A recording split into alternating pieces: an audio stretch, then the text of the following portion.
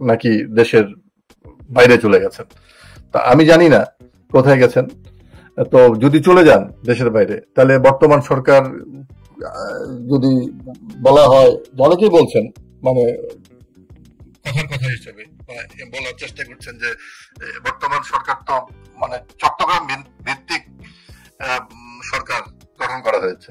তো সেখানে আমাদের জেনারেল সেক্রেটারি ওবায়দুল কাদের শ্বশুরবাড়িও চট্টগ্রাম, সেই সুযোগ সুবিধাটাও তিনি পেয়েছেন কিনা আমি জানি না। আমার জানা মতে তিনি বাংলাদেশেই আছেন। হ্যাঁ, কিন্তু বলা হচ্ছে বাংলাদেশের বাইরে গেছেন। যদি চলে থাকেন তো বর্তমান সরকার সেখানে সহযোগিতা করেছে কিনা, হ্যাঁ, এই দায় কে নিবে?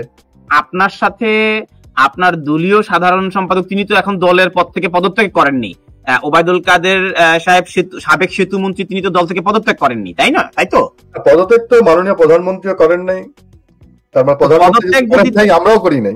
আপনারা কেউ যেহেতু পদত্যাগ করেননি, আপনার সাথে কি সাবেক সেতু মন্ত্রী ওবায়দুল কাদের সাহেবের সাথে কথা হয়েছে 5ই আগস্টের পর এই পর্যন্ত? না, 5ই আগস্টের পরে আমার সঙ্গে তার কোনো কথা নেই। তাহলে আপনিও জানেন না তিনি কিভাবে দেশে ছিলেন, এবং তিনি দেশ ত্যাগ করেছেন বলেও গণমাধ্যমে খবর আসছে, আপনিও যেটি বললেন। তাহলে কিভাবে তিনি দেশ ছেড়ে গেলেন, আর কিভাবেই বা তিনি এতদিন দেশে ছিলেন? তো ওবায়দুল কাদের সাহেব দেশে থাকতে পারলে আপনি থাকতে পারলেন না কেন? না, আমি তো দেশে নাই, এটা আপনাকে কে বলেছে? আমি তো আপনাকে বলি নাই যে আমি দেশের বাইরে আছি।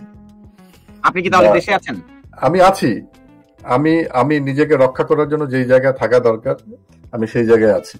কারণ বর্তমান সরকারের বা সরকারের যে যারা সংশ্লিষ্ট যারা আছে, তারা তো বলছে যেখানে আওয়ামী লীগ পাওয়া যাবে সেখানে হত্যা করা হবে। এই যে দেখেন, শত শত মানুষকে হত্যা করে ফেলেছে।